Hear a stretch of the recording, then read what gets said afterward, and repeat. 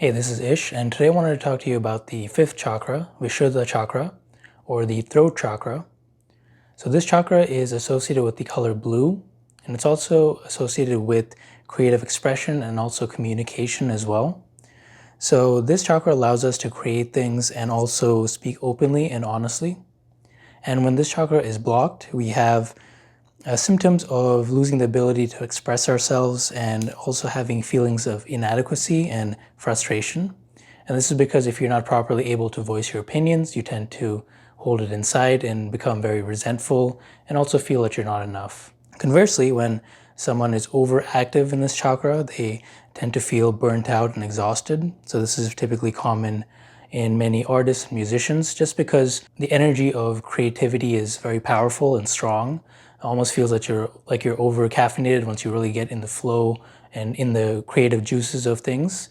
And if you're not well equipped to handle it or don't have enough time to rest and recharge, you tend to get burnt out and feel exhausted. Just my personal experience dealing with this chakra is that up until a couple of years ago, I was pretty blocked in this chakra, so I tended to follow a lot of things around me without expressing my personal opinions and views.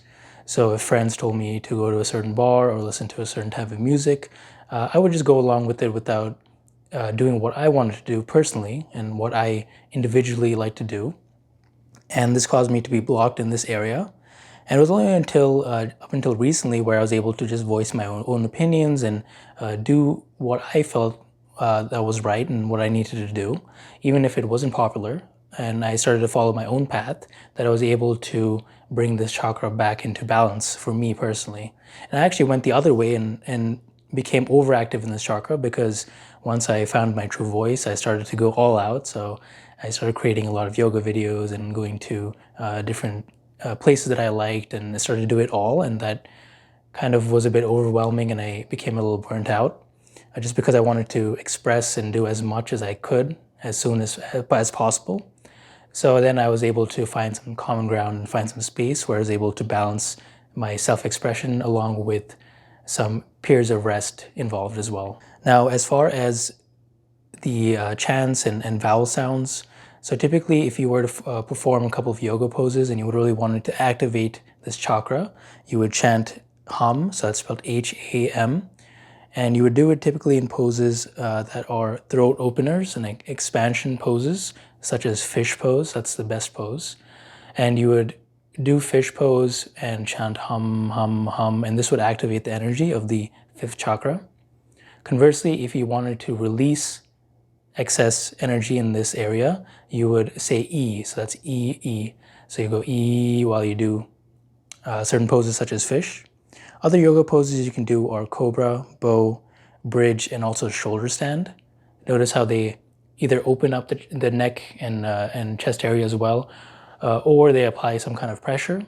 So this can help work on this area of the body. And other things you can do is use color theory. So when you're meditating, since the throat chakra is associated with the color blue, you can visualize a blue light. You can also start journaling, make it a daily habit where you write down different things that are going on in your life and authentically expressing who you are and what's going on in your life. Another technique I really recommend is called scripting. So this is a very popular law of attraction technique. And what you would do is you would write in a preferred reality as if it's already come true. So kind of like a day in the life of a reality already manifested. So for example, if you wanted to if you have a vision of living in a mansion in a really nice house somewhere, you would write as if you have already accomplished that and what a typical day would look like. So for example, you can say, hey, you can write down, I woke up today and I looked outside my mansion, my window, and which is overlooking the ocean, and I was served food by different caterers for breakfast and had dinner in bed as well. And there's just different things. I own a couple of cars, and you can write the experiences of actually driving those cars. So you kind of get the idea of that.